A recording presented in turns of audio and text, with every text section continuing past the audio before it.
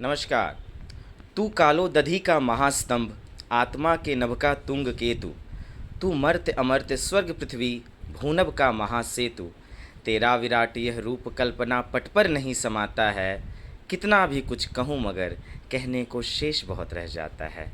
नमस्कार मित्रों, ये जो पंक्ति मैंने आपको सुनाई, इस पंक्ति को याद करने में न जाने कितने वर्ष लगे हों। और ऐसी ऐसी कितनी ही अनेक पंक्तियाँ हिंदी साहित्य की, संस्कृत भाषा की, जो हमने अपने विद्यालय जीवन में देखी। उसके मुख्य प्रेरणा स्रोत महापंडित, महाप्रतापी, शिक्षा निकेतन विद्यालय के प्रधानाध्यापक, परम आदरणीय पाठक सर के साथ आज हम वंदन करते हैं उनका और अभिनंदन करते हैं। कुछ बातचीत, एक नई मुलाकात हमारे सबसे प्रिय पाठक सर के साथ।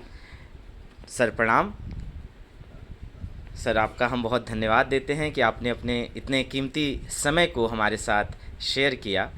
और सर, बच्चे जानना चाहते हैं कि स्वास्थ्य कैसा है सर आपका, कैसे हैं आप? मैं पूर्ण स्वस्थ हूँ और मेरे स्वस्थ रहने का मूल कारण है मेरी दिनचर्या। मैं आज भी अपने समय पर प्रातः 3:30 बजे से 4 बजे लग जाता हूँ और अपने नियमित कार्य में लग जाता हूँ। दूसरी बात है, भोजन में नियमितता, जिससे स्वास्थ्य सदा बना रहे। तीसरी बात है सकारात्मक सोच।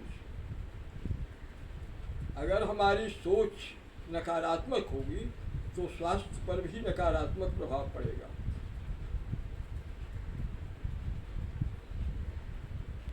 और तीसरी बात है कि हमारी सोच के साथ साथ हमारा कार्य कैसा है, कैसे लोगों की संगति में हम रहें, जिससे हमारे मन में हमेशा सकारात्मक ही विचार आए, इस पर सजग रहना।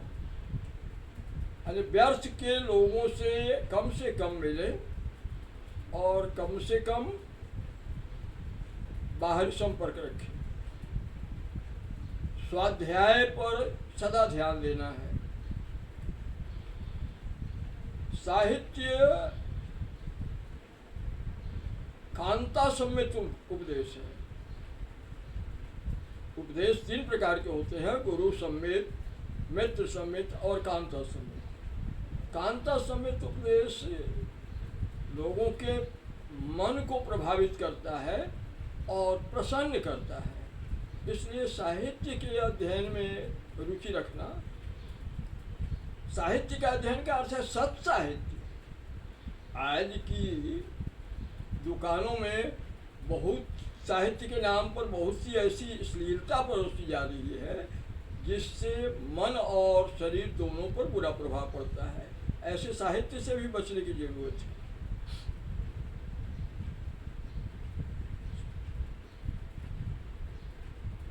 तो सर, बच्चे ये भी जानना चाहते हैं कि जिस प्रकार से 10वीं की परीक्षा की तैयारी होती थी, अगर परीक्षा की तैयारी सर हिंदी साहित्य में करनी है, तो आप 2-4 बातें जो बच्चों को बताना चाहें कि कैसे हम अपनी हिंदी अच्छी करें, हिंदी भाषा कैसे अच्छी करें।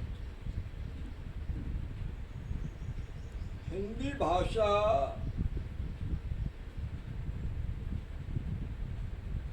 के लिए ही नहीं, किसी भी भाषा के लिए नियम तो एक ही है। उस भाषा को अच्छी करने के लिए उसके मूल में हमको जाना होगा। पहले वर्णमाला से ही शुरू करनी होगी। वर्णों का उच्चारण क्या हो, कैसे हो। उसके बाद वर्णों के बाद शब्द पर आए हम, और शब्दों पर को की शुद्धता पर विशेष ध्यान दें। लेखन शक्ति में का भी प्रभाव होता है। हमारी लेखनी चलती रहे, यह भी जरूरी है। साथ ही है समय की बात। एक निर्धारित समय हम बनाने की इतना समय प्रतिदिन हम इसके अध्ययन में देंगे।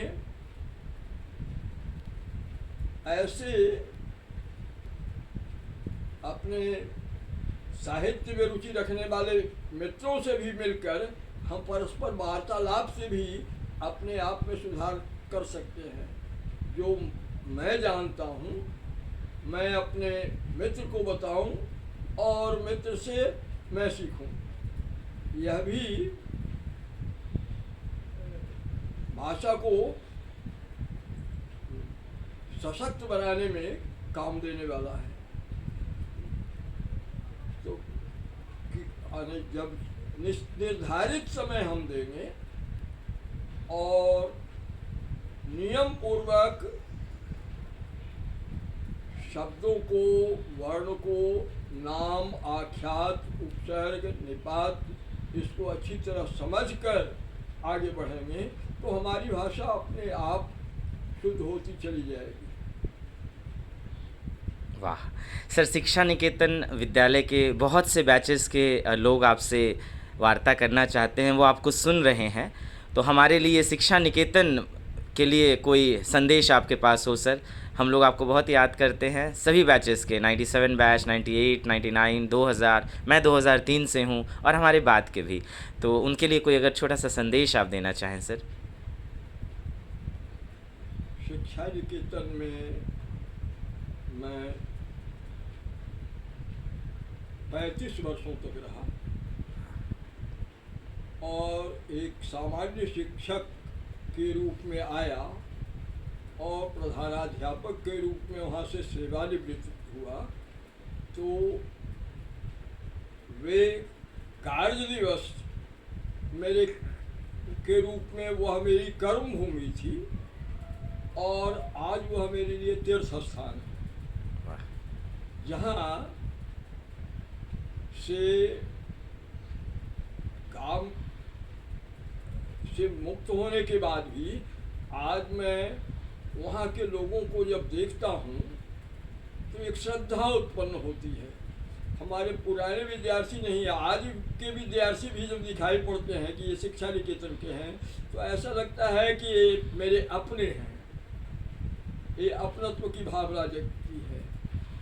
अपने विद्यार्थियों के विषय में भी मैं सदा यही सोचता था कि वे सदा जहाँ भी रहे स्वस्थ रहे, सानंद रहे और जीवन में प्रगति के मार्ग पर आगे बढ़ते हुए अपना जीवन को सुखी बनाए। 2010 में शिक्षा निकेतन के लोगों ने एक आयोजन किया था, रोशनी, जो आमंत्रित किया, जी जी, रोशनी नामक संस्था बनाई थी और उसमें आमंत्रित भी किया था। तो उस समय मेरा मन इतना गदगद हो गया कि मुझे लगा कि जो बच्चे अपने पिता की उंगली पकड़कर रोशनी की खोज में शिक्षा निकेतन में आए थे, आज वे पल्लवित पुष्पित होकर और हम शिक्षकों को इतना सम्मान दे रहे हैं कि अपने विषय में भी सोचना पड़ रहा है कि क्या हम शिक्षक इस सम्मान के योग्य हैं जितना आज सम्मान हम प्राप्त कर रहे हैं। आज भी मैं जब देखता हूँ, बाहर जाता हूँ, तो प्रतिदिन कोई न कोई विद्यार्थी मिल जाता है और जो भी मिलता है प्रेम से मिलकर प्रणाम करता है, समाचार पूछता है। तो मुझे ऐसा लगता है कि आज भी मैं वहाँ से जुड़ा हूँ और शायद जब तक जीवन रहेगा उस विद्यालय से जुड़ा रहूँगा और वहाँ के विद्यार्थी, वहाँ के शिक्षा निकेतन परिवार के प्रति मेरी शुभकामनाएं सदा बनी रहेगी। बहुत बहुत धन्यवाद सर आपके आशीर्वचनों के लिए। तो ये हम सबों के साथ से हमारे परम आदरणीय पाठक सर, और बाकी की अन्य सीरीज़ हम जल्दी ही लेकर के आएंगे। बहुत बहुत धन्यवाद पाठक सर आपका भी, पूरे शिक्षा निकेतन परिवार की ओर से आपको बहुत बहुत प्रणाम।